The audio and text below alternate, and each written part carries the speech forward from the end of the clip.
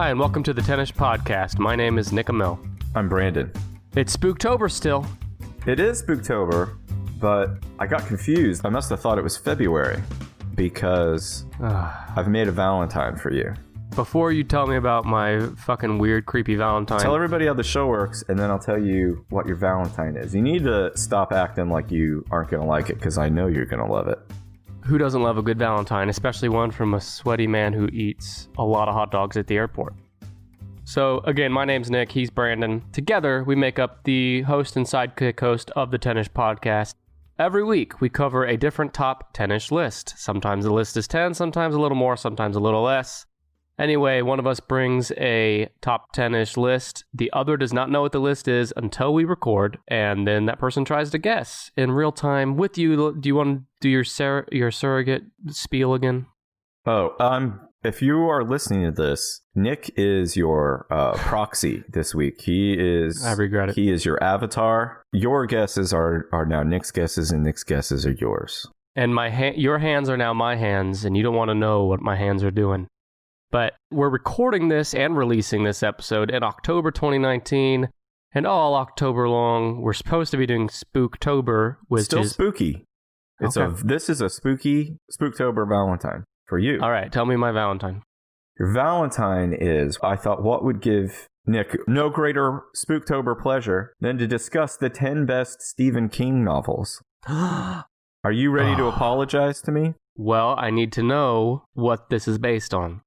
If it's based on your shitty opinion... No. Okay. It's kind of difficult to rank an author's books. I tried to first do it by book sales, but I couldn't find accurate figures for those.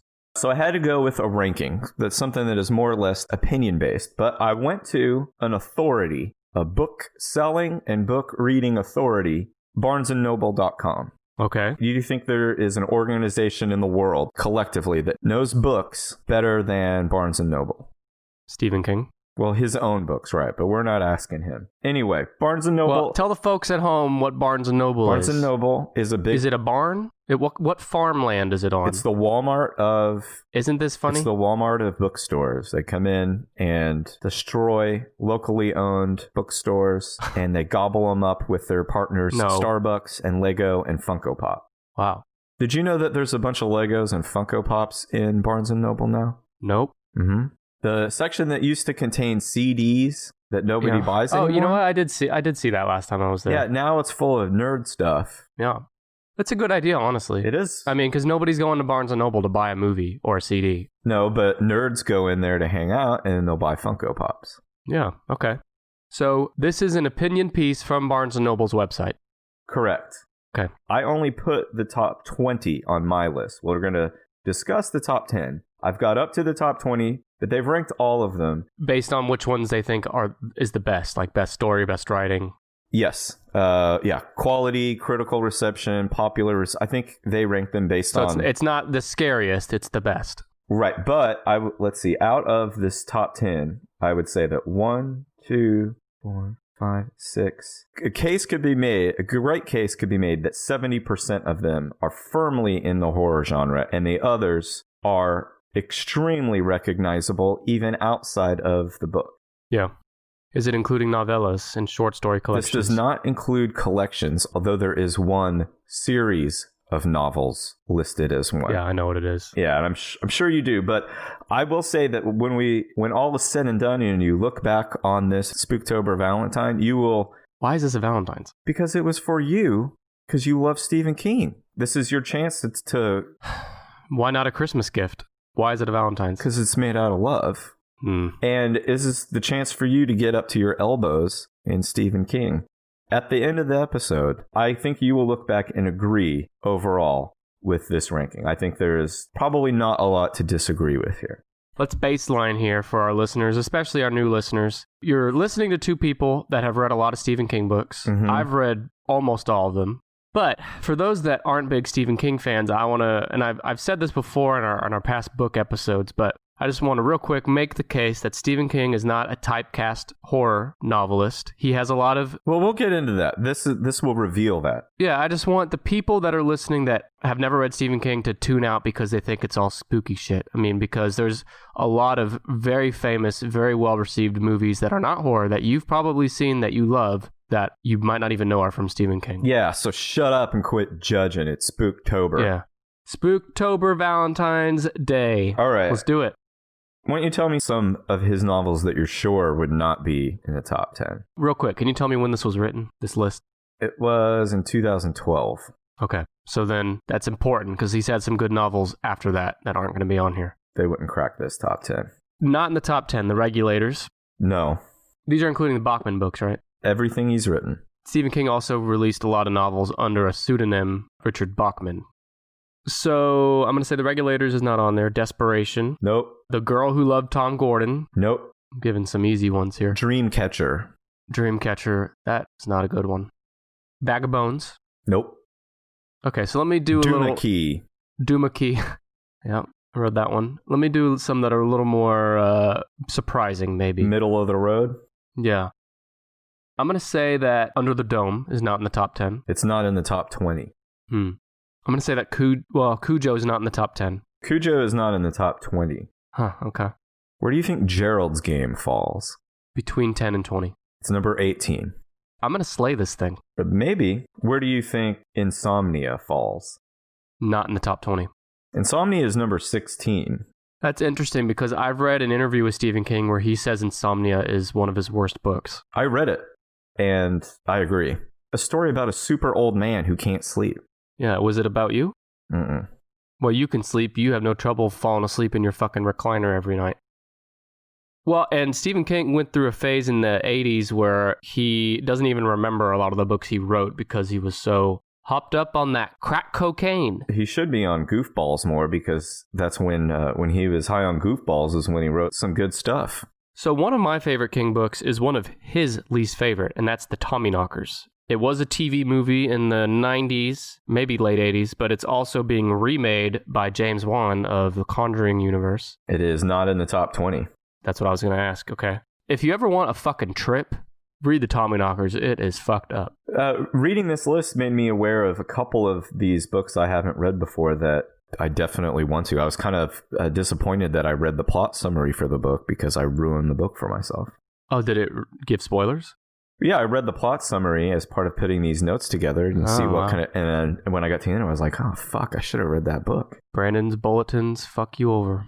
I'm going to be careful in here not to spoil some of these books that you haven't read yet. I'm ready to guess. Yeah, let's get into it. But I'm gonna give you some that I think are in the 11 to 20 range. Okay. I think Needful Things is in 11 to 20. It is 19. Boom. Have you read it? No, I know that they've made a movie or something about it at some point. Yeah, I think it starred Ed Harris. That's another mark in its favor. But there is a Stephen King renaissance going on right now. There's so many big Stephen King projects. I mean, there's It, obviously. Castle Rock on Hulu, great series. Oh, I need to watch Castle Rock. They're doing the Stand series on CBS All Access soon. They're doing with the Dark... Whoopi. But there's also a ton of shit in the works. And The Tall Grass is coming out this month on Netflix, which is a Stephen King work. Netflix did Gerald's Game and 1922. And then The Tommyknockers is coming out. Dr. Sleep, which is the Shining sequel. So it is a good time to jump on the Stephen King bandwagon if you are behind, because there's so much shit coming out. So on that note, I'm going to guess that Dr. Sleep is not in the top 20. Nope. Okay, 11 to 20. I'm going to guess that The Long Walk is 11 to 20. It's 15. Boom. Nailed it. That's also being made into a movie. The Long Walk is about dystopian future where every year they have a group of volunteers that are, I believe, 18 and younger, of boys that take the long walk. And that's where they start in Maine, and they literally walk without stopping, no breaks. They walk until they die across the country. So like hundreds of miles. And they have to keep up a certain pace with no breaks. And if they don't keep up a certain pace, they get 3 chances, and on the third strike, they're shot on sight by like this military force. And why do they do this again? Are they made to? It's part of some sort of like, you know, when the United States fell and was rebuilt, it's like almost like the Hunger Games, where it's like a reminder thing, but also the winner gets extraordinary wealth. Yeah, there's a lot of that phenomenon in dystopian novels. Yeah, Long Walk's really, really good. Let me start guessing in the top 10. I'm going to guess that Carrie is in the top 10. Carrie is number 7. I knew it. Now, did you read Carrie? Yeah, isn't it about the lady that lives in New York, has a group of friends? Cute little journalist who likes shoes. Sex in the City. That's it. It's a prequel. Carrie is a prequel to Sex in the City. Published in 1974. It is... I learned this word when I was putting this together, and it's an epistolary horror novel. Do you know what epistolary means? Yes, but why don't you tell the folks at home? It means that the novel is told through a series of documents, like letters, diaries, police reports, news clippings. The book The Martian was written in an epistolary manner. It was data entries and things like that. Not data entries, but diary entries. Anyway, Carrie uses that to describe the damage, the terror, the effects of the terror unleashed upon the town by the title character. The book revolves around the eponymous Carrie White, an unpopular, friendless misfit, a bullied high school girl who uses her newly discovered telekinetic powers to exact revenge on those who torment her. Wasn't she also a Sidekick podcast host? No. Did you actually read this or not? Yes, it's great. When did you... It was Stephen King's first published novel in the 70s. He was mid-20s when he published it. How old were you when you read this book? Probably in my 20s. See, that's a difference between you and I, is that about half of these books I read for the first time, and in many cases the only time. I read his books when I was between the ages of like 11 and 15. So I was a great reader, but I read stuff that I probably should not have been reading at that age. And now look at you. Carrie is the first time I'd ever learned about menstruation. I had to go on. I thought that was from Killer Clowns in Space when you first learned about it. I had to go down a whole rabbit hole figuring out what the beginning of that book was about and what that meant. And of course, the internet hadn't come out yet. You read this right when it came out, right? So you had to just use clues from this book to find out your 11-year-old mind what menstruation was. I probably read this book in 1992 or 1993. But it blew my mind. It did scare the shit out of me. Yep. To me, the scarier part of the book, the part that was scarier than Carrie and her powers, was her crazy religious nut mom who abused her. For sure. And it really stuck out to me and disturbed me as a kid that Carrie's mom called her breasts her dirty pillows. You remember that? Yeah. She was grossed out by her own body, and it bothered me. You know, I wouldn't even classify it as scary. See, here's the thing with me. For every Stephen King book, I would argue this. Even his darkest, like It. I would say it's a book that's very deep. And there's just a lot of elements of horror sprinkled throughout. But It is, which I know is going to be in the top 10, maybe number 1. But It is my favorite book ever. It's the first Stephen King book I read. I was 17. I've reread it since then. But it's the book that got me into reading for fun as well. It is about childhood and memory and how your childhood impacts you today and friendship. Those are the themes of It, and it uses clown and the horror and the evil as a backdrop. That's how I view it. And I view Carrie the same way, because Carrie is about this poor girl who has a terrible home life, an abusive mother, and she's abused at school, too. Abused at school, right. I was just getting to that. The social realities of her life at school. That's really the main themes to me. It's a sad book. It's a tragic book, and it leads to the horror at the end. So... for whatever that's worth. It's worth a lot on this. Hell of an ass on her mom, too, I'll say.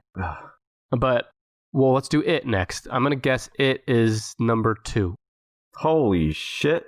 On the tits of a dog. Yes, It is number 2 on the list. Knew it. It was published in 1986.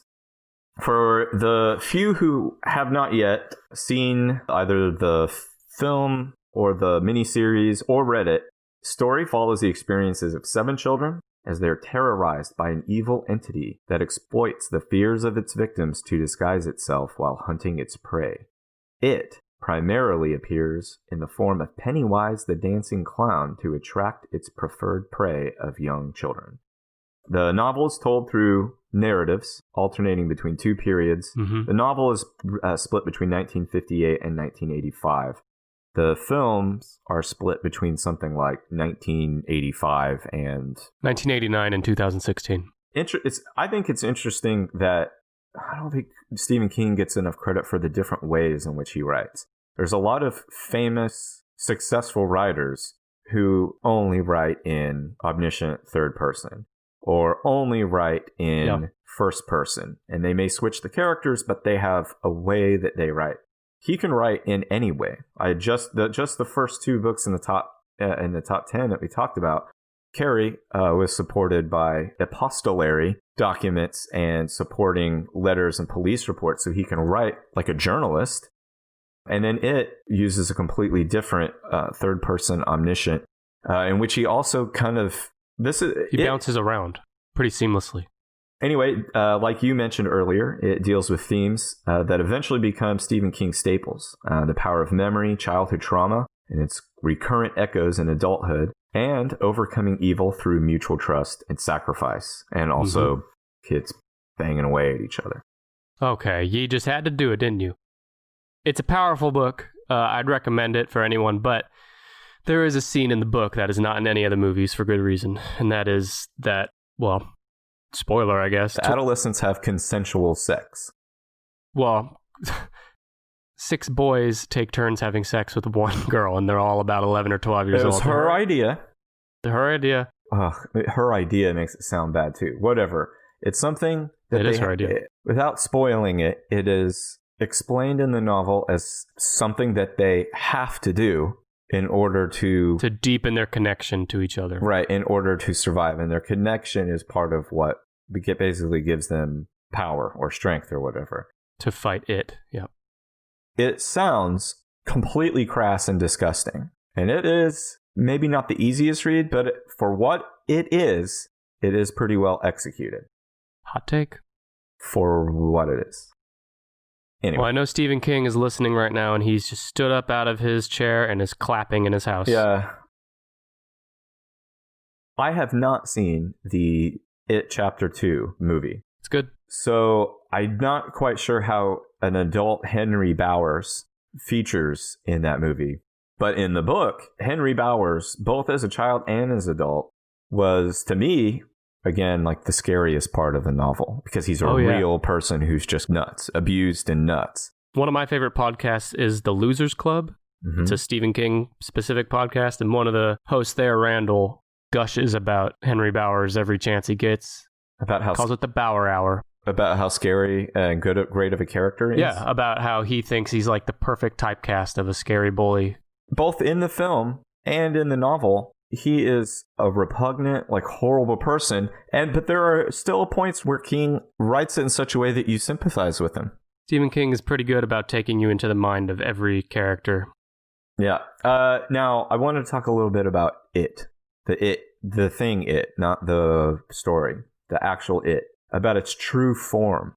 Okay. A lot of people who aren't familiar with it think that It is just looks like a spooky clown. Like a person dressed as a clown. That's right. Yeah. That's just his preferred, or his or her. He's a shapeshifter. Right. So it's a shapeshifter. Yeah, and it's a her. And it even has like a species or a type of creature that is ancient and possibly from another dimension. In the novel, and I think in the film too, its like final form or its true form that humans can conceptualize is that of a giant female pregnant spider, which is badass. It's hot as hell too, am I right? I also want to know what like its powers. So there is a Stephen King wiki that I was checking out. A Stephen King what? Winky? Wiki. Like a Wikipedia just for Stephen King's universe. And the powers and abilities of It are low-tier omnipotence, telepathy, mind control and possession, shape-shifting, illusions, invisibility, telekinesis, possibly weather control, teleportation within the town of Derry, superhuman strength, superhuman speed, and near invulnerability. Are you describing It or Mel Gibson? Shape-shifting. But its weaknesses is that it's very narcissistic. You're giving some spoilers here. Also, it must obey the physical laws of its form. So if he's Pennywise, he has to... Pennywise, if a clown can't shoot fire out of his fingers, I guess he can't do that. But if he's a bat, he has to act like a bat and be a bat. If he's a werewolf, you could shoot him with a silver bullet. Or if he's a vampire, you could stab him with a stake through the heart. Wouldn't the steak just kind of bend and wiggle when you do it? Or maybe you cook it to a medium done, and then... This is a bad joke. No, okay. Yeah, so that's it. It was number 2. So far, you're a pretty accurate guesser. I'm 99% sure what number 1 is, but I'm going to save it. Okay. Because I'm not a selfish asshole like you. So my next guess is going to be The Green Mile. The Green Mile is number 10. Knew it. Now, I read The Green Mile, I think I was in my 20s when I read The Green Mile. I was an adult. I think it was just before or around the time that the film version came out, starring America's Sweetheart, Tom Hanks. And Michael Clark Duncan, rest in peace. Who I just found out, did you know before he died of a heart attack at the age of 54, he was engaged to Omarosa?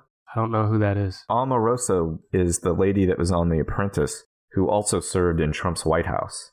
Oh, and she's a tennis patron. Yeah, she's... Now, I recognize her now. Yeah. So The Green Mile, a good example of what I was saying at the top, where a lot of movies that non-King readers love, they might not even know is Stephen King. The Green Mile is a great example because it is not a horror novel. There's elements of horror in it, less so than like an It, but great book, great movie. Yeah, it came out as a serial novel in 1996, and it tells the story of death row supervisor Paul Edgecombe's encounter with John Coffey, like the drink, but not spelt the same. Damn you. An unusual inmate who displays inexplicable healing and empathetic abilities. Did you know that Michael Clark Duncan was nominated for a ton of awards for that? It was the only role I think he was in where he was nominated for awards. Oh, not the Scorpion King? No. Or I was looking at his list of movies, and it kind of reads like Cuba Gooding Jr., where kind of early-ish in their career, they had this one really special role, and then they ended up doing shit like Snow Dogs. Don't you dare fucking take Snow Dog's name in vain. What? I mean, did Cuba Gooding Jr. do... He was good in the OJ series. Oh, that's right. I forgot he was that OJ. Came out like 2 years ago. Yeah, he kind of had a reconnaissance. Matthew, yeah, he kind of had one of those things. Yeah, Matthew McConaughey is the same, where he had this really critically acclaimed role in How to Lose a Guy in 10 Days, and then he's done shit ever since. Exactly. Now, The Green Mile, for those of you who do not like movies or books where an animal gets hurt, The Green Mile has a part where a mouse gets stomped on. Yes. But as one of the first demonstrations of his healing abilities, John Coffey heals that mouse. Spoilers left and right today. Jesus, you got to give warnings to this shit, Brandy. Well, I know that sometimes people who are sensitive about animals go into a movie and they see that happen. They say, I'm turning this shit off right now. Are you speaking from personal experience? I'm speaking because, yeah, got one of them in my home. If something bad happens to the mouse, don't worry, he'll be fine. He or she will be fine, you sexist fucking pig. Green Mile's number 10. You have 10, 7, and 2. So this is a novella, so I'm not sure if it counts, but if it does, I'm going to guess Shawshank Redemption. Shawshank Redemption does not count. These are only full-length novels or series of novels. Shawshank Redemption, maybe top 5 movie for me, but this is a very rare occurrence. Like, I can't even think of any besides this where I like the movie more than the book, because 9 times out of 10, the book is better than the movie. But I think the movie is just so fucking good with Shawshank that it is better than the book. I don't think it's the best movie I've ever seen, but man, it is certainly up there. But yeah, I think the film is better than the novella, and the novella itself was really great too. I used that novella in an AP English project once. You just gotta brag about how fucking smart you think you are, don't you, college boy? Okay, yeah. Guy who also went to college. So you said this list was 2012, and this book came out in 2011. I'm going to guess that number between 7 and 9, 7, 8, or 9, is 11/22/63. You are correct. Knew it. 11/22/63 is number 8 on the list. I am, if you get out a crayon and color me, impressed. Yep.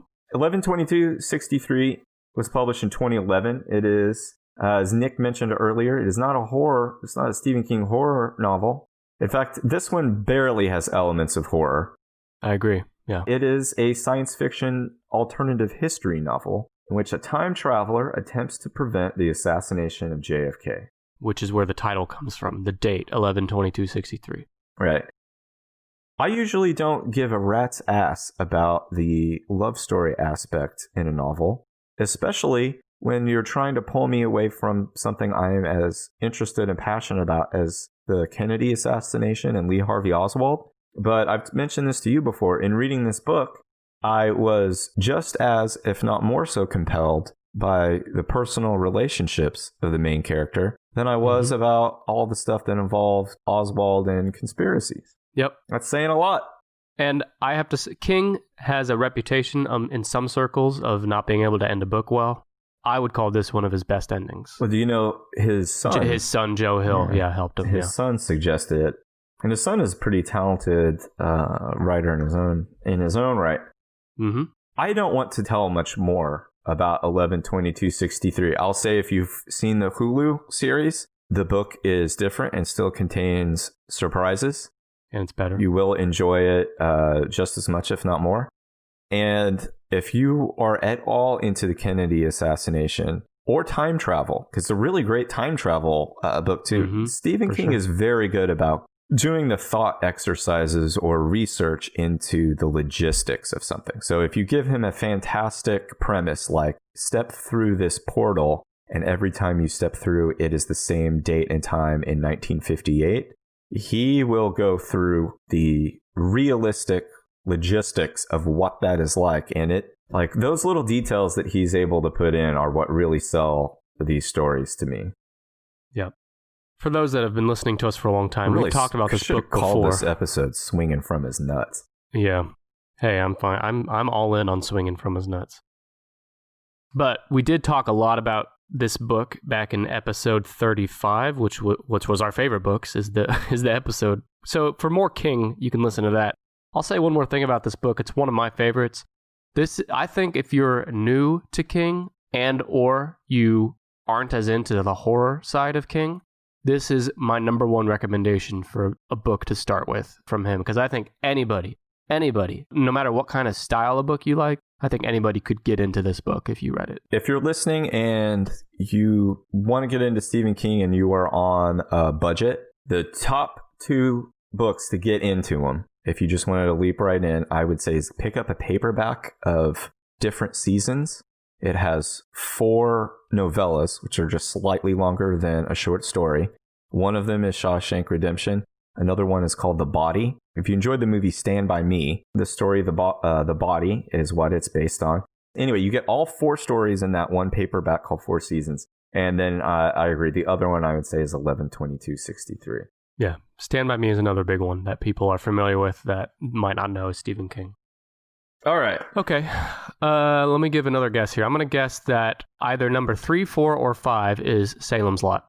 No. Salem's Lot Fuck is number... you. No, don't say it. It's 7. 9. Damn you it. just Well, guessed hey. number 7 was Carrie. Oh, I thought Carrie was 6. No, Carrie is 7. And Salem's Lot is number 9. Now, I read Salem's Lot. Did you read it? Yeah, it's the second Stephen King book I ever read. Okay. Well, it's... So I was a teenager. Yeah, it may be the second or third of his books I read. It was a long time ago, and I remember very little of it. It's a 1975 horror novel. This is a very straight horror novel. It is about fucking vampires. And it's his second published novel. The story involves a writer named Ben Mears who returns to the town of Jerusalem's Lot, or Salem's Lot for short, in Maine, only to discover that the residents are becoming vampires. And did you mention there's a new movie announced of this one too? Yeah, I was trying to remember if that was the case. So I looked over the plot, and it's interesting, but For the most part, it just seems like a lot of vampire fighting and vampire fucking. So True Blood. And there is there's an image where the main vampire character, Kurt Barlow, looks like Nosferatu, and he has so many sharp teeth sticking out of his head that he can't close his mouth. And I think those are some of the most fun vampires to look at because they look all fucked up and spooky. Do you like to look at those vampires more than you do the vampires on Pornhub? I like a Nosferatu vampire more than I like, like a sexy Twilight vampire. I like him to look like an ugly beast. My favorite yucky vampire is in Bram Stoker's Dracula, when Keanu Reeves stars as Keanu Reeves in Dracula, and he meets Gary Oldman, not Gary Coleman. I want to see Bram Stoker's Dracula with Gary Coleman as Dracula. You know what I'm talking about, the tiny little African-American guy. I was wondering how you would describe him. Yes, I do know who you're talking about. He's tiny. He doesn't want to be known as tiny. He's... Apologies to... Is he dead? I don't know. Gary Coleman, let's see. He might be able to be a vampire. He's dead. Oh, he fell down the stairs and hit his head. Oh, shit. You don't become a vampire after that. No, rest in peace, Gary Coleman. Listener of the show, post-mortem. Okay, my next guess is going to be... I'm going to guess number 4, Pet Semetary. No, Pet Semetary is number 11. Didn't crack the top 10. That's a shame. Pet Semetary is in my personal top 5. There's one book in the top 10 that I have read a word of, and it is the one in the number 4 spot. Okay, so you mentioned a series, so we'll go with the Dark Tower series as number 3. The Dark Tower series is number 3. Fucking nailed it.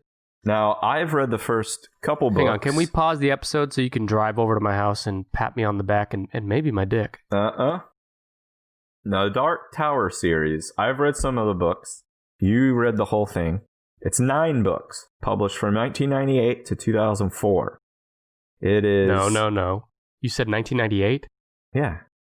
No, the first book was in the 70s. Oh, well... Okay. Like 75, I think. All right, well, fuck it. It is dark fantasy, science fantasy, horror, and Western, all wrapped up into one. And how do you begin to describe it? It's hard. There's a gunslinger in his quest to reach the Dark Tower. The gunslinger's name is Roland Deschain, and his enemy is the Man in Black. Now, God bless. It's hard to explain. Explain to the folks at home the entire Dark Tower series. You got it. Easy. King was inspired by the Lord of the Rings series, if that helps. Loader. What's that? Loader is what Tolkien... Okay. I don't follow him. Do people ever say Lord of the Rings like Loader? Nope. Oh, well, fuck it. You only YOLO once? There was a movie like 2 years ago with Idris Elba and Matthew McConaughey called The Dark Tower. And it was bad, right? It was very bad, and they were trying to wrap 9 books up into a 90-minute movie. Mm-hmm. So it was an impossible feat. But they're rebooting the series as a TV series. I want to say it's on Amazon, and it's in development now.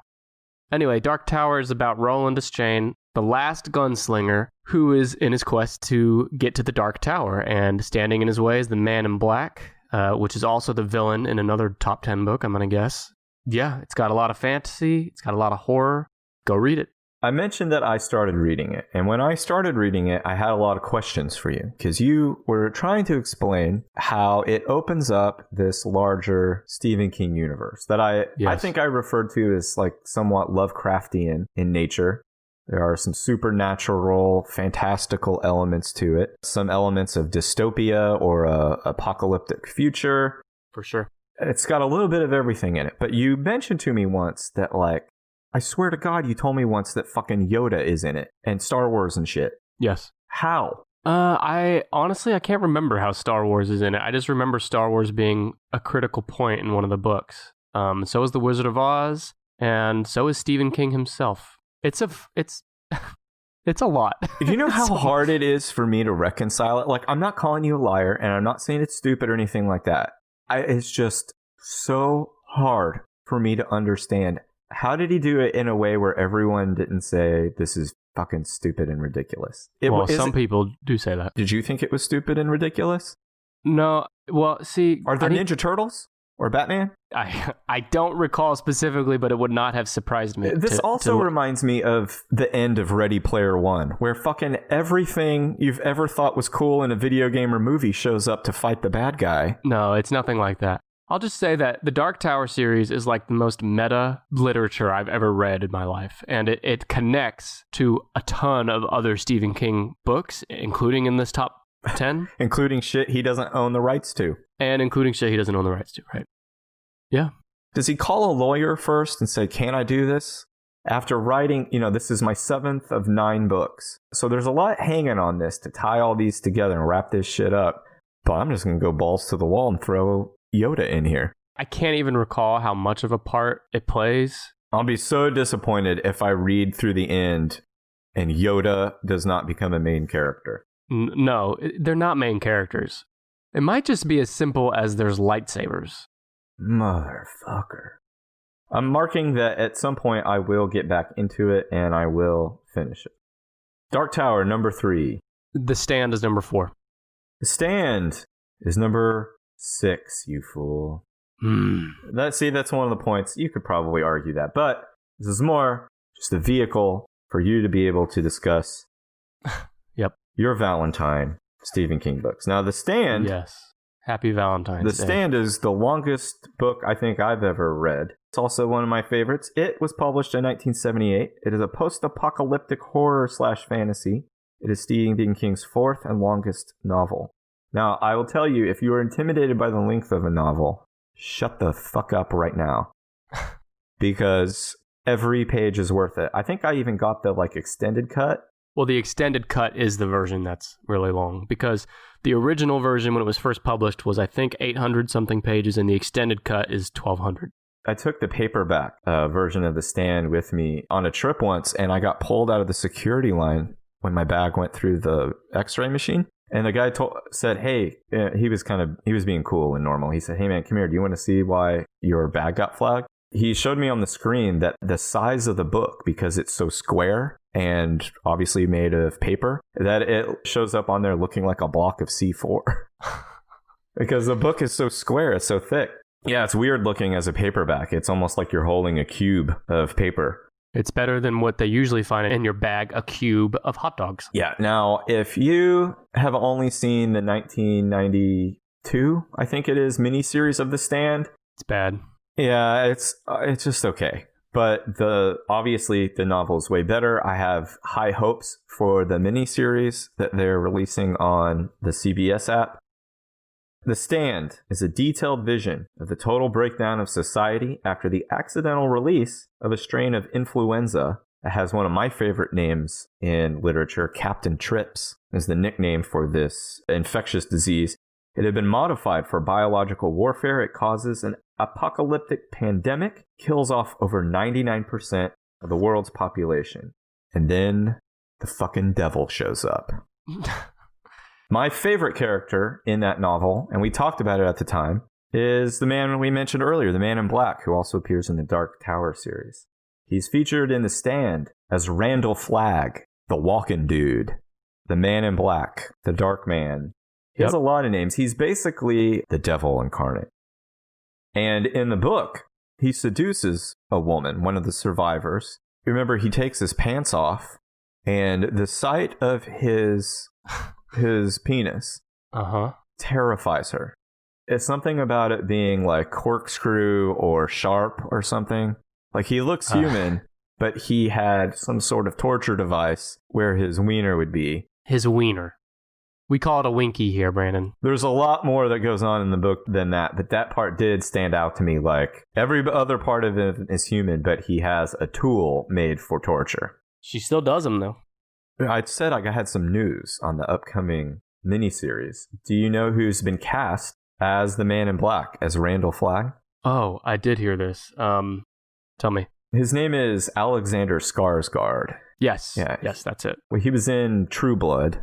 What else has he been in? He was the sexy Tarzan in the new Tarzan that came out like a year or two ago. Whatever he's in, he's the sexy version of it. He's the brother of Bill Skarsgård, the real-life brother of Bill Skarsgård, who plays Pennywise in the new It films, and is also in Castle Rock. Yeah. He's also the Man in Black, Randall Flagg, whatever you want to call him, was also portrayed by Matthew McConaughey in the Dark Tower movie I mentioned earlier. Was he good as him? He was serviceable. The writing in that movie was just bad. He didn't have a lot of room or time to shine in it. Was Idris Elba a good gunslinger? I actually loved Idris as Roland. And a lot of people were in an uproar. Oh, because he doesn't look like Clint Eastwood, a squinty white guy? Exactly. Idris is a black man. Spoiler alert. Was and still is. Was and still is. And I actually adore Idris Elba. I've never seen him in something where I didn't love him. Yeah, he's a cool guy. Including The Office. He plays Roland Deschain in the Dark Tower movie. And Roland is described in the books as a very close, like Clint Eastwood type, like Brandon was saying. He looks like the man with no name. Exactly. Which was Clint Eastwood in like The Good, the Bad, and the Ugly and those spaghetti western. Mm-hmm. But they cast Idris, and there was a large percentage of people, probably who voted for Trump, that were very upset about it. The same people that are upset that the new Ariel in the new Little Mermaid film being made is, I think she might be black or some other nationality besides like an American white girl. Yeah, if that upsets you, just go ahead and suck ass right now. You might even say you could unsubscribe from our show. Yeah, unsubscribe. But leave us a review on Apple Podcasts first. A good one. Yeah, leave us a 5-star review and then F off. And sign up on our Patreon, but then F off. And buy our merch too at tennishpod.com/merch. All right, Don't F off. Give us what you can. Do everything except tell people that you support us. All right, should I round out the top 10 here? Yeah, you have 3 left, and I think one of them I think you'll get, and the other 2 I think might be a challenge. But so let's see. Let's get into it. Misery is number 5. God damn. I tip my Stephen King hat, which is a very tall top hat with a bone sticking out of it. I tip my Stephen King hat to you. Misery is number 5 on the list. Misery is another one I've not read in a very long time, but I did refresh myself with on YouTube last night with the scene from the movie. You what yourself? I refreshed myself. Okay. I watched on YouTube last night the scene where Annie hobbles Paul's character with a sledgehammer. Spoiler alert. Yeah, well, we'll get to that here in just a moment. So Misery was released in 1987. It is a psychological horror thriller. The novel's narrative is based on the relationship of its 2 main characters, the popular writer Paul Sheldon and his psychotic fan Annie Wilkes. When Paul is seriously injured following a car accident, former nurse Annie brings him to her home. Paul receives treatment and doses of pain medication. Gradually, Paul realizes he is a prisoner and is forced to indulge his captor's whims. And yes, if you have not read the book but seen the movie, you know that Kathy Bates' character, Annie Wilkes, hobbles James Caan's character, Paul Sheldon, when she finds out he's been getting up out of the bed and walking around with the house when she's not home. She sticks a wooden block between his ankles and then hits both legs with a sledgehammer. And it is fucking rough to watch. But that's bad enough to watch. In the novel, she cuts off his foot with an axe, and then she cauterizes his ankle with a blowtorch.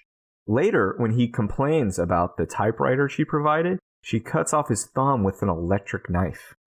Holy shit! You would think that that sort of violence would stick out to me as a youngster, but apparently the girls throwing tampons in Carrie was way more memorable than a guy getting his finger cut off with like a carving knife.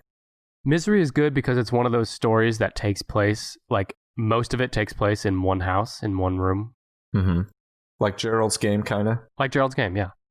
Now, the last thing on Misery that I have here, I did not know this, or maybe I did, and I forgot about it, since I evidently forgot the whole novel. You're getting old. King mentioned that he originally planned for Annie to force Paul Sheldon to write a book, and then she would bind the book in his skin. Wow. You know, Misery is one of the books he wrote in his days of being coked out. I think it was the last one he wrote before getting cleaned up. Yeah. Well, there's a lot of, deals a lot with drug dependency. Addiction. Yeah. Didn't Ed Gein cover a book in skin, or was that it was a lampshade? He did a lot of shit with skin. I don't think he did a book, though. Listener of the show, Ed Gein. Well, Nick, I am impressed with your guessing so far. You have 2 left. Yep. One I know you're going to nail. I'm very curious about your efforts on the other one. Real quick, before I do that, I'm going to knock out a few more between 11 and 20. Some big name books that I think aren't in the top 10. Christine. 20. 20. I actually wasn't a fan of Christine. I haven't read that one. Christine is the one about the killer car. Right, possessed car. I'm going to guess that the dark half is... It's not on here. Not on there. No. Dark House with Peter Straub. No, that one is not on here. I can give you some clues. One of these is made into a movie that starred Drew Barrymore.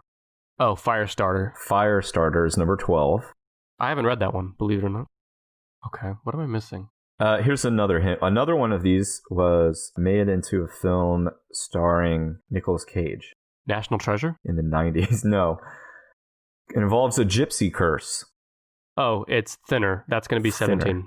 Wait, did that have Nicolas Cage, or am I thinking of something else? I didn't see the movie. I don't know. But okay. But I could be thinking of something else. Your description of a gypsy curse is definitely Thinner. Right. Which, is that 17? Yeah, 17. Boom. That's one of the Bachman books. Another one of these he wrote, I believe he wrote with his wife, Tabitha. I don't think he has any that Tabitha's like on the byline. The Talisman is number 13. That's with Peter Straub. Oh, okay. That was number 13. And number 14 is the final one that you don't have. Okay. It is a fantasy. It's Eyes of the Dragon. The Eyes of the Dragon. I've not read that one either. But I found out today it has a tie into The Man in Black. Yeah, he's the villain in it. And this, I actually haven't read it. I just know about it. It's, I think, sort of Game of Thrones-esque, and at least in setting. Yeah. It's on my list to read. Okay, so I just need 1 and 4. One is definitely The Shining. 1 is indeed The Shining. Released in 1977, it established King as a top horror author. The Shining centers on Jack Torrance, a writer and recovering alcoholic who accepts a job as the off-season caretaker of the historic Overlook Hotel deep in the Colorado Rockies. He brings his wife and his young son Danny with him. Danny has psychic abilities that allow him to see the hotel's horrific past. A winter storm leaves the family snowbound, and the haunted hotel starts to mess with Jack's sanity, placing them all in incredible danger. Most people are very familiar with the film. The Shining film is my favorite film of all time, and I saw it before I read The Shining, but I also love The Shining. It is now one of my favorite novels of all time, and I appreciate the 2 different stories for 2 different reasons. It's kind of frustrating to me that the people who strongly prefer one or the other and dismiss the other. I think they are both equally good, and you can it's almost like kind of like Castle Rock. Each one takes the same characters and the same ideas, and then explores different themes and presents them in a different way. Basically, you can have 2 different stories, 2 different flavors of the same thing, and I love that. Yeah, the movie and the book share themes, but are quite different, and I love them both as well. And for more on the movie The Shining, starring Jack Nicholson, check out our Jack Nicholson episode. Now, in the film, Wendy, as portrayed by Shelley Duvall, has dark hair, and she's kind of meek. Honestly, that's my biggest problem with the movie, is the casting. Yeah, in the novel, Wendy is light-haired, which is not a huge difference, but the big difference is that her personality is much stronger. She's a stronger, assertive woman. She's a more vigilant and defensive mother for her child, and she takes stronger action when there is a threat. It's like a caged animal, you might say. She's a caged animal. I'll reiterate that if you enjoyed the movie, just be prepared that the novel is different, but different in some really fun and interesting ways, and I love it almost as much as I love the film. Do you love it more or less than you love Red Dead Redemption 2? I love it more. I give it 5 bags of popcorn. Out of? Just 5. Okay, 5 out of 5. While you were talking, I realized what number 4 is. I don't know why I didn't guess it before. It's one of my favorites as well. It's The Dead Zone. Shit, you're right. I didn't think you would get it. This is the one where I said I have not read a word of The Dead Zone. It's great. I wish I hadn't read the plot, because now it seems like a story that I would have loved. Well, and it's got a movie starring Christopher Walken, so I'm really surprised you didn't see it. I never saw that movie either. I don't know how The Dead Zone got around me. There was also a series starring Anthony Michael Hall.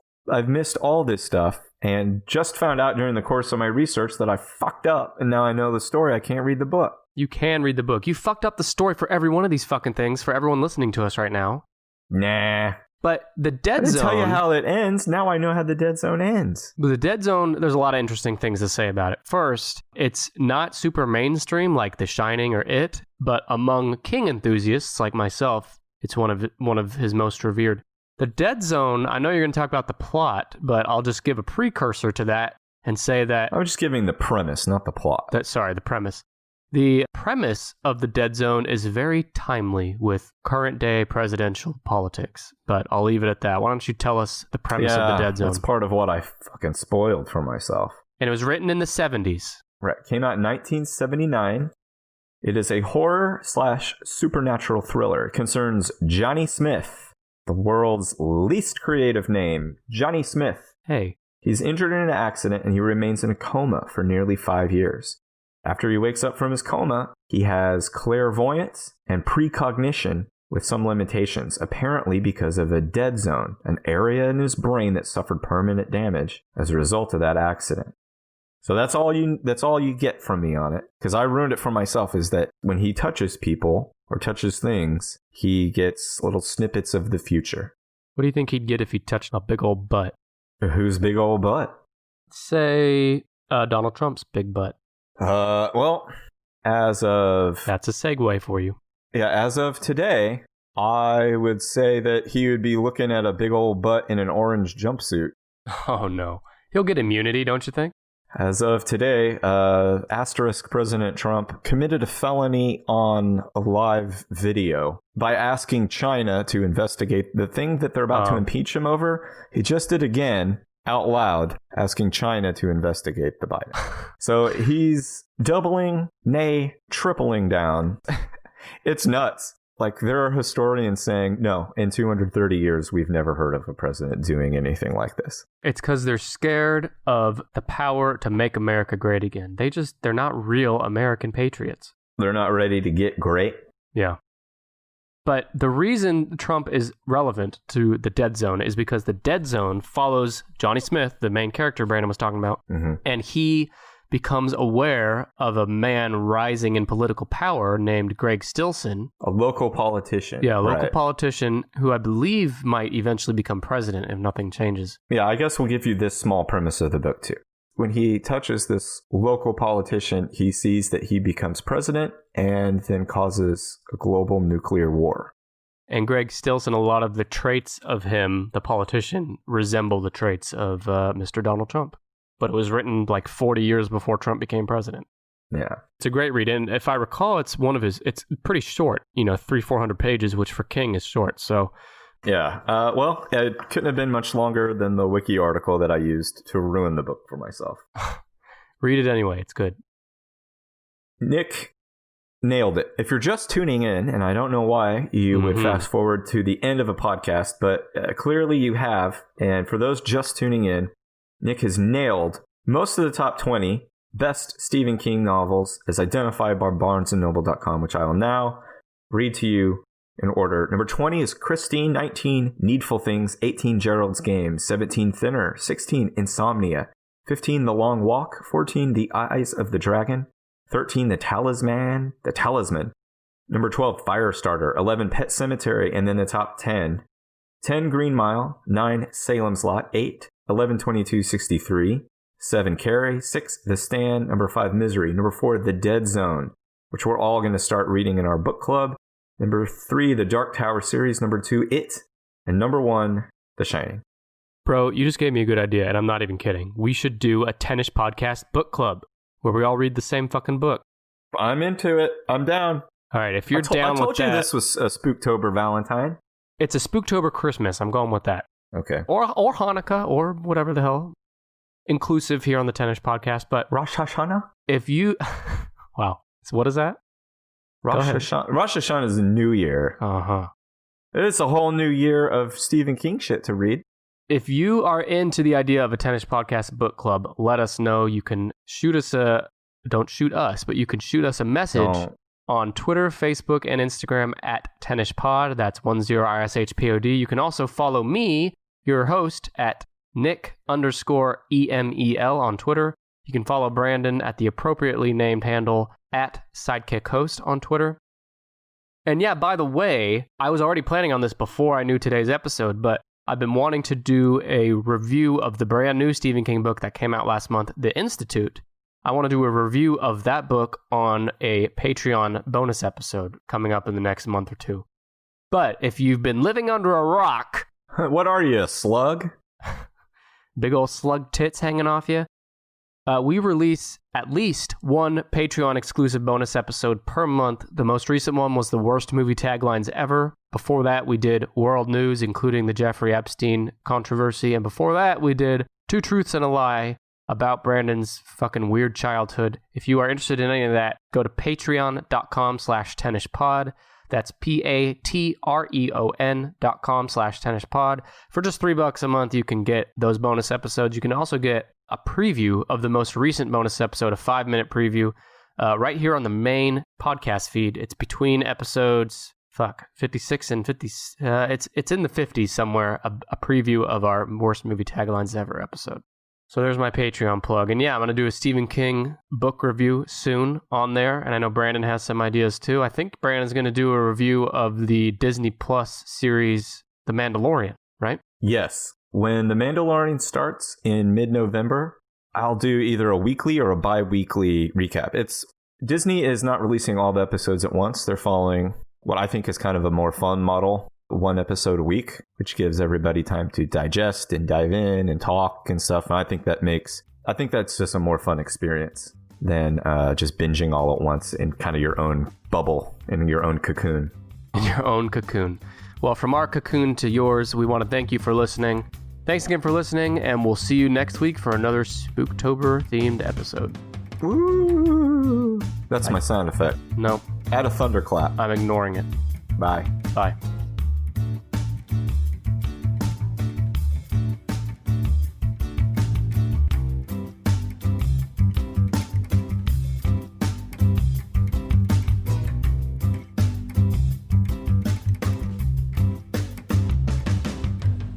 We'd like to thank Kevin MacLeod for his song Hackbeat, which we found on Incompetech.com for the official Tennis Podcast theme.